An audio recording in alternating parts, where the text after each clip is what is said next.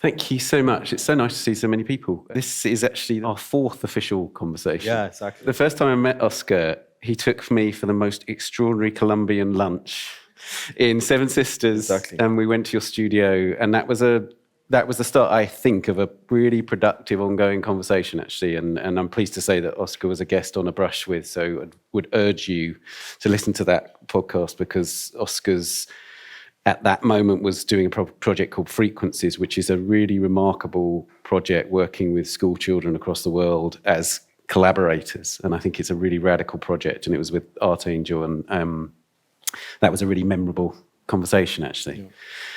You met Franz West and had this wonderful experience, and I think that would be a really good way to start the conversation. Tell us about your encounter with him. Yeah, I mean, I think even prior to the encounter, I think, of course, like the freedom of being at school, the freedom of being in art school, the panorama was fully open, and the references and the things that one can look at, growing up in London, there was no sense of kind of fragmentation. I mean, frequencies, schools, education. I keep thinking about being illiterate or being kind of dyslexic, and the looking at the work of Franz West initially through books, a kind of radical, non-hierarchical approach, material primitivism. Also, the idea of a kind of post-war that I think related to the kind of Latin American or South American like DNA that is within me, is this idea of making do with what you have. And then of course, there he is, this kind of almost anointment, like seeing the man himself, the person himself, purely through coincidence. When I left school, East London back then was this kind of playground where I think I wanted to find my own way, to use the streets to kind of be out there and to understand what the possibilities of being an artist could be. I did not land in East London. I grew up there. So there was also this connection to the rawness of that place. And Franz West was there because his, for partner Tamuna had a show in a gallery, and I was helping out, in a very simplistic way. I was also trying to just make do by working in schools as an assistant, and then I was doing my own things, like this little kind of experiments, and I think there was, we talked about this idea that it wasn't about me being a protagonist, but the fact that he felt. Well, he liked this thing that I did, and I, Yona mentioned all these institutions, but really the biggest, most important collector of my work is Franz West. Right. That's kind of a. You forgot to mention that. So I think that. But it was literally, you had made a small sculpture, and this is the thing about Franz West, which we'll come on to talk more about, this sort of curiosity. He just had a curiosity for whatever this object was. Yeah, which had no connection to me, because I was just this person helping. Like it had no connection to. And I said, oh my God, like he asked me how much to, not to be vulgar and talk about money, but he said, how much. I said, look, the fact that you like it is the biggest honor, And then he said, you're not a rich artist, And then he gave me like 2 notes, and then I put them in my pocket, but I think that kind of stayed with me, and I mean, not least because I had also looked at his work and there was this admiration already, and it is the admiration not through a kind of fanatical context, but really like this, artist, that I keep bringing this word of Franz West as a kind of anti-bourgeois with a Rolls Royce or something, like a, in a Maserati. Exactly.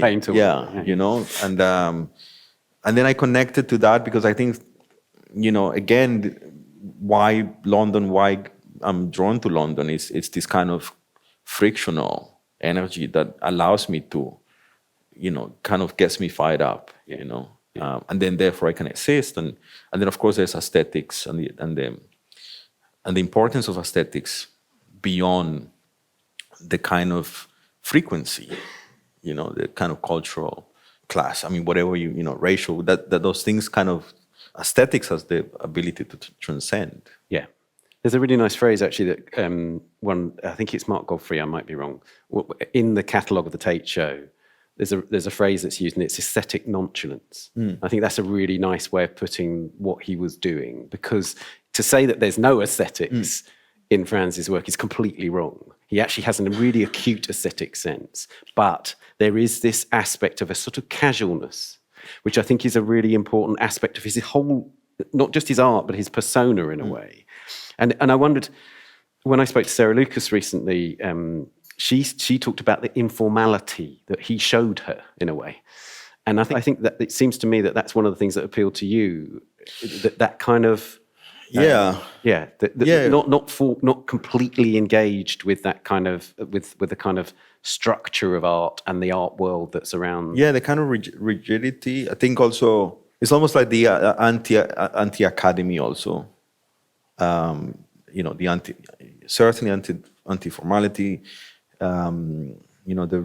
The social rigidity also, and I think like when going through these works, in the last couple of weeks, and then of course, this week at the booth, there's just, just so much playfulness too, and then also material, the material, the kind of, almost feeling that like there is a kind of urgency too, but the urgency without the kind of desperation. And I think that restlessness, what kind of restlessness, at what tempo also. Yeah, there's a fantastic video of Franz making a work whilst he's on the phone, and he's kind of painting sculpture whilst he's on the phone, and there is an urgency about it in the sense that he's kind of applying the material with a speed, but also there's something off-center about this idea of having something else to concentrate on, and in various different. That's the kind of most obvious example, but in a way, his work has a kind of brilliant distractedness from, if you like, an overt concern with seriousness, and that's not to say it isn't serious or doesn't have a certain gravitas, but it's just if you think about where he's coming from, there's so much seriousness around.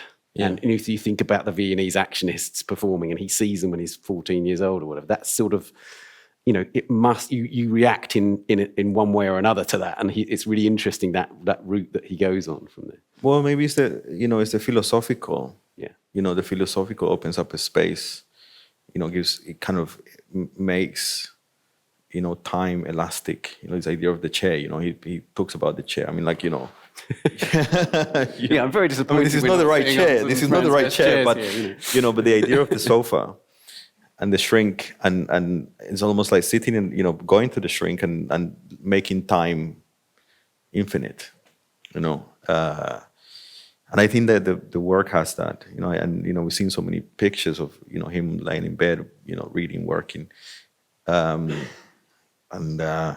then you think about in the contemporary context, we're so kind of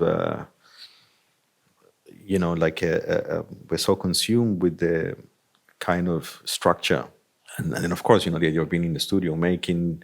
I work at night precisely to avoid the structure of the day, like the kind of noise or calls or like the kind of administration of even in the context of being an artist also.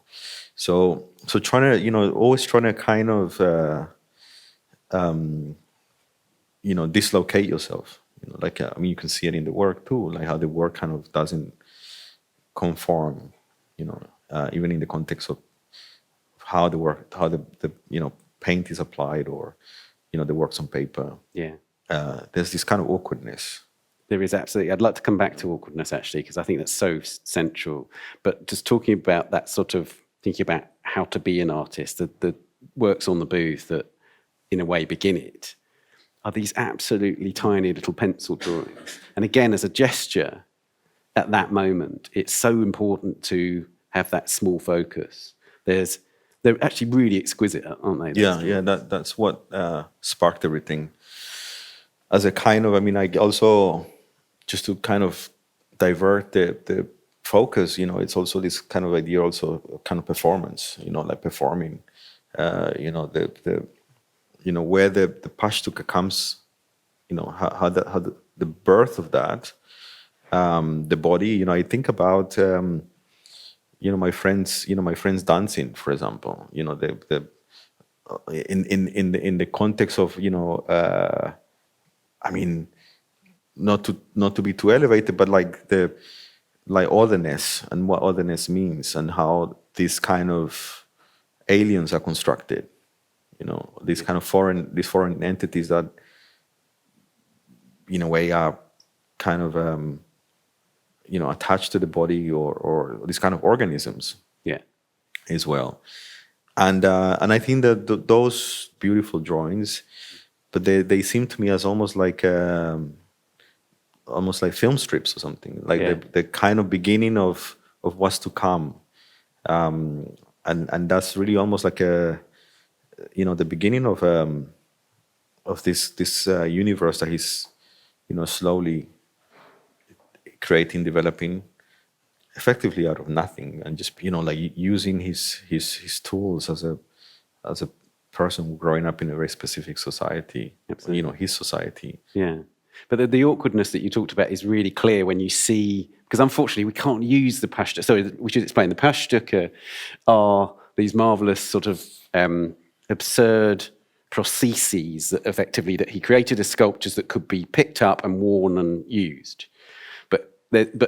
I think the awkwardness is built in. I'm sure he intended the awkwardness, because when you look at the videos of people using it, they kind of put them on and they kind of don't know what to do. Yeah. They're kind of like, okay, so what do I dance? Do I move around? Do I just stand here? What, you know? And that I love that sense in which, and the awkwardness kind of running through the work continues. It's there when you when he had a show at the Kunsthistorisches Museum, he put his furniture on plinths, so that if a daring member of the audience was to actually go and sit on one of those items of furniture, they had to effectively make themselves an artwork. Yeah. Yeah. So they had to go and sit on them and there be on a plinth and therefore to be observed and interacted with. And I think all the time he's kind of pushing those buttons, isn't it? Well, he's always like kind of making it uncomfortable, you know, like always like not, you know, the square doesn't fit in, you know, like just by a few like millimeters or something, you know?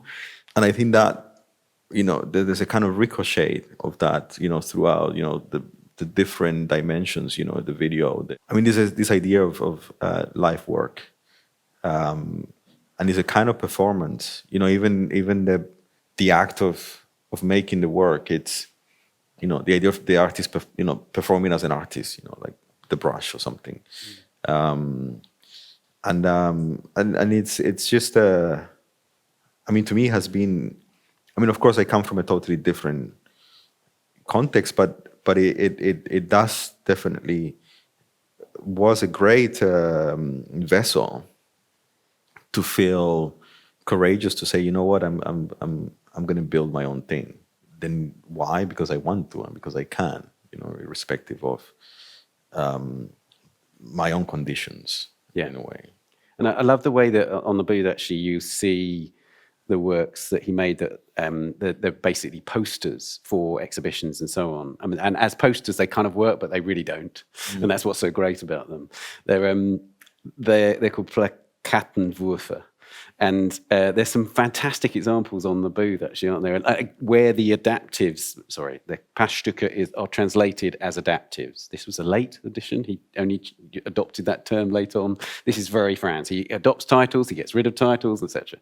So anyway, yes, the adaptives or Pashtuka, there are posters where he gets those images and kind of reworks them, you know, these photographs from the 70s, and they become posters for much later shows, right? Yeah.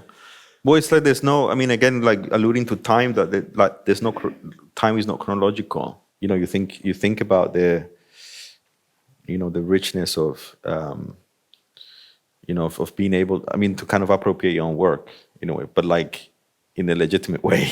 Like in a way that it's not, that you're not like infringing your own kind of copyright or something. Right. Or being self-parodic. Exactly. Yeah. Yeah. Yeah. Because everything goes, everything's possible, everything's allowed, and then of course it's not, there's no hierarchy involved. One of the aspects that's really interesting about Franz is the way that he was a scholar of philosophy. He left school at 16 actually, but he was an avid reader, and apparently fragmentary reader. So he would have underlined sections of books where the rest of the book looked fairly untouched, and so on. And I love this, that he's kind of picking out ideas that kind of work for him and developing them through the art, because his work has a philosophical context. Yeah. And I wondered if that was another thing that appealed as an artist, the way that he uses philosophy as a medium, if that's not too... It is. I mean, he kind of constantly alluded to it in both in the work, I think it's present in this kind of like compositions. But I think for somebody like me, I'm dyslexic. I can't read. So then I had to do frequencies as a way to kind of create my own language, and create a kind of I call it my own universe.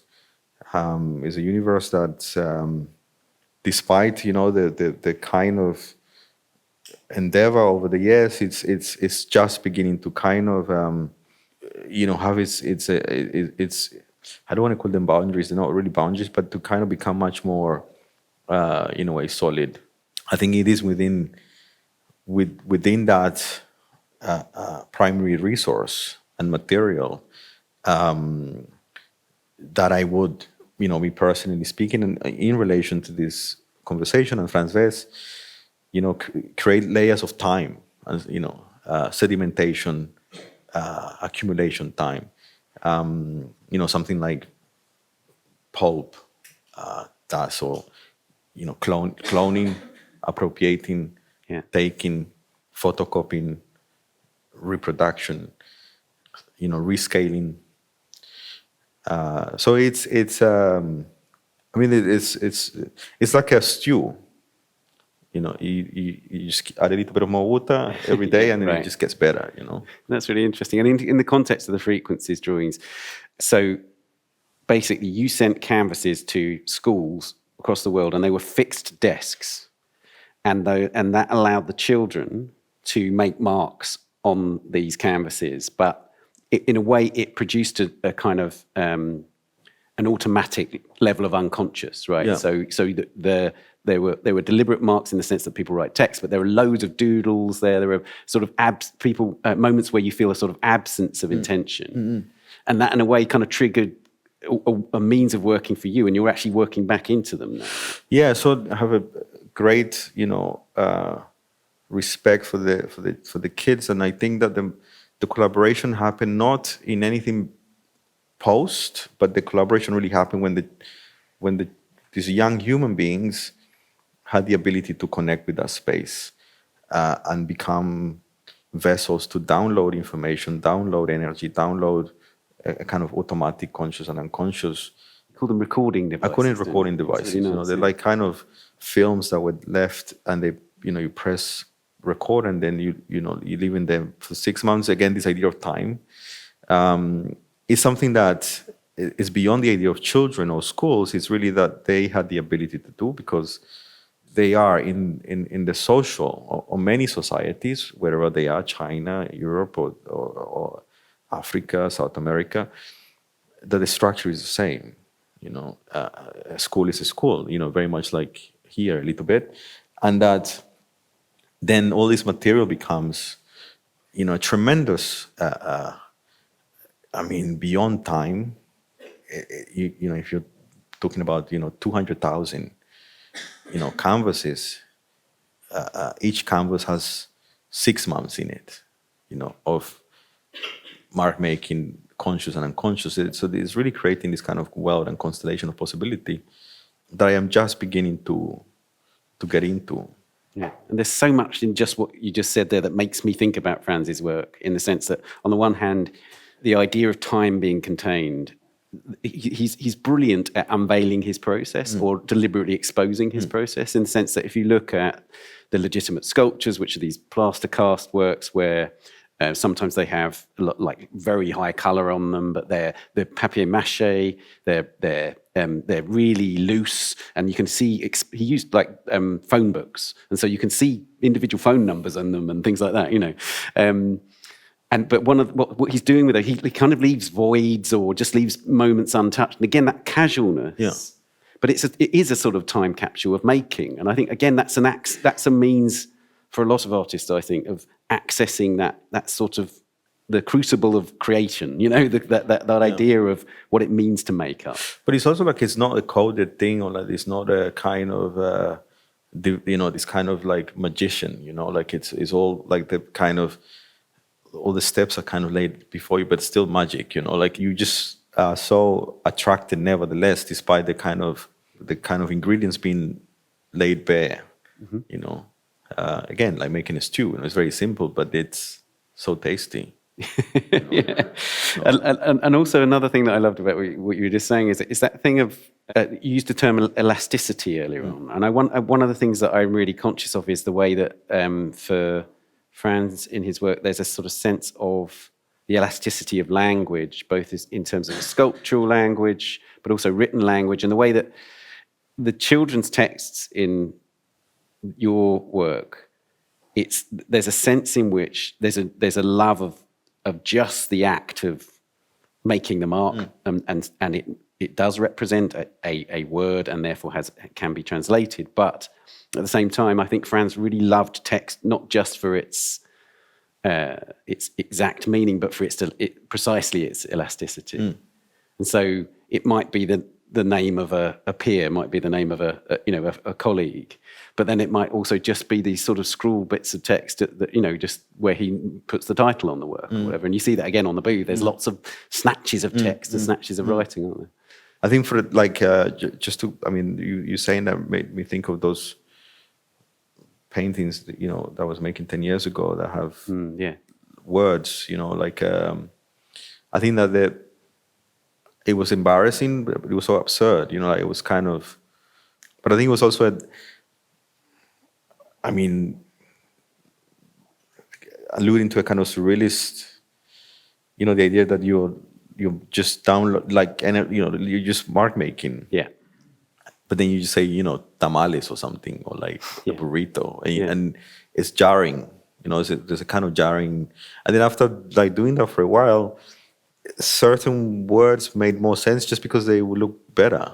Yeah. They would look more like beautiful within the context of the surface, and then you lose the meaning again, Right. I think that's an interesting thing about Franz, in the sense that idea of automatism that you were just talking about there. You use all sorts of strategies of automatism. Effectively, you allow dust from the studio to accumulate, and that makes me think about Duchamp and the large glass and so on. But then also there's that thing about, as you say, you turn the canvases around, make marks on one side, almost like a print, right? And then on other occasions there's a lovely detail about your work, which is when you're using oil stick and it runs out, you leave the wrapper in. Yeah.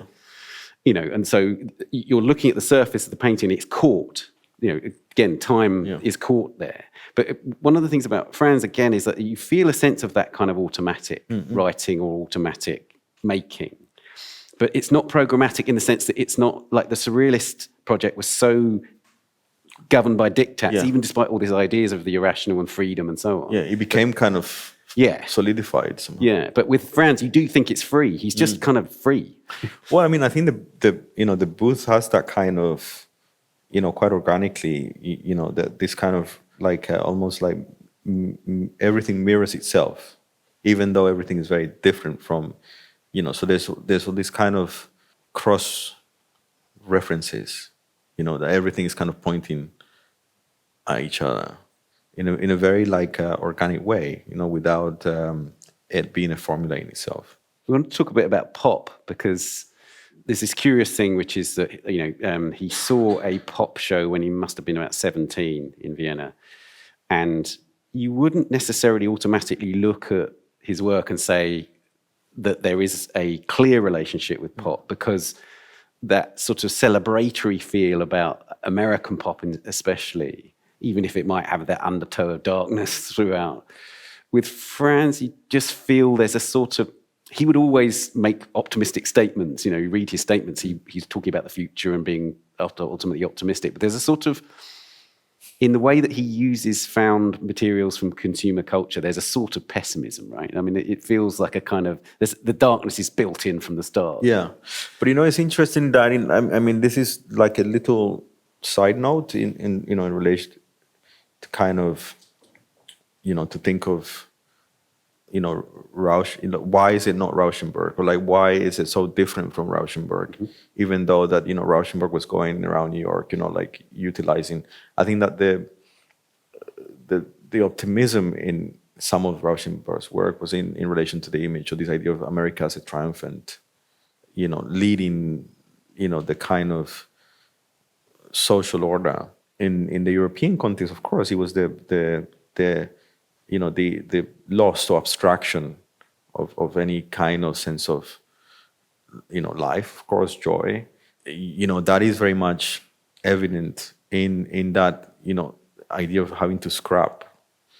And then the scrap is not in the kind of like arte povera way, and that kind of course, aesthetic beauty that we see, in some of Buri's work, for example. But there is a kind of, I think this is where like color aesthetics, like the aesthetic or the kind of indulgence. I still don't know where the indulgence comes from, right? But I think the indulgence is very important. And perhaps, again, I don't know very much either in the Viennese cultural context, but. There is a kind of absurdity, not quite exactly like kind of making fun. Yeah. Like I think it almost is, actually. Do you know what I mean? I think there's that sense in which, if you think about it, he's so young, seeing Viennese actionism and just like really extreme, bloody. Yeah, stuff. kind of. But he's like seeing it, and he's going, "Well, I kind of want that abject thing, but I want to have a laugh." Yeah, I want to. I want to have a little bit of fun. So I think it's this like in a way like reconstruction. Like how can I reconstruct? And this is something that maybe I haven't disclosed, but frequencies. Ironically, it's very pessimistic. Because it's. Yes, the idea of going to South Africa or going to Kenya or Gambia or Egypt or Brazil or Asia or China in general, like the Philippines, and then you feel like, okay, there's this kind of wealth of diversity, but it's very you realize it's very homogenized, the whole thing. That of course there are certain differences in terms of the performance again, to the performance of these kids on the desk, patina, dust, dirt, and in a way that comes across in certain parts of the world, and that makes it different. But in terms of subject matter, the automatic, the unconscious, it becomes kind of, like monotone in a way, quite naturally, even without me saying absolutely anything. Yeah. So there's no instructions; they just exactly. Yeah, that's interesting. One of the interesting things about pessimism or optimism in terms of Franz's work is that the great outdoor sculptures from the sort of last 15, 20 years of his life. He died in 2012. He makes these outdoor sculptures, and there's this great quote. Let's see if I can find it about the outdoor sculptures. So he said he set out to make, when he put them in nature, to make them an insult to nature. But then he found that nature made them beautiful. And that made him kind of shift the project, because he couldn't fight nature, actually.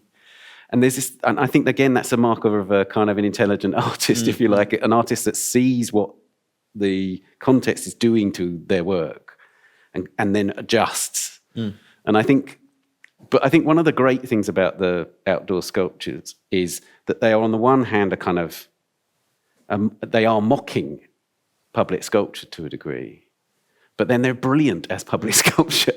They are utterly successful in terms of alluring an audience, getting them to interact, and making a statement in public space. David Hammons talked about the impossibility of public sculpture, and almost completely reject, like giving up. Like I'm not going to go there. This is something that I cannot even tackle. But the kind of, I think that kind of very slow approach of the absurd, not taking it seriously. And I think that the models, we were looking at the models as the most brilliant approach, and I think this in a way takes me back to understanding why he was attracted by this thing that he found when I was a student back then. It was maybe him recognizing absurdity, and then also the idea of but we call it absurdity as if it has no value, but then you go back to this idea of being a child, being non-inhibited also. And then, of course, the reason why I wanted to work with I don't want to use the word kids, because it has maybe a lot of implications in relation to like social, but it's not so much about the social. It's really about them being vessels, like fluid vessels that still are non-compromise. Right. That's really interesting. That one of the things that I think remains so compelling about Franz's whole practice is that it seems to me that on every level he's subverting. In the language, in his approach to museums, in his approach to working with other artists. There's this brilliant anecdote where Gelatin, the Austrian collective, walk into a show and they see one of their works just appropriated by Franz just above one of his pieces of furniture. And there's a sense in which that sort of don't give a damn attitude really helps him. It's fun. It's weird to say it, but don't give a damn is a really generous attitude, in some ways. Well, it's also very difficult. Right. I think also because it's, where is the ego placed? Which goes back to philosophy. Like how do you dealing with the ego? It's tough because I think the idea of the artist being celebrated, or the artist as a kind of singular figure,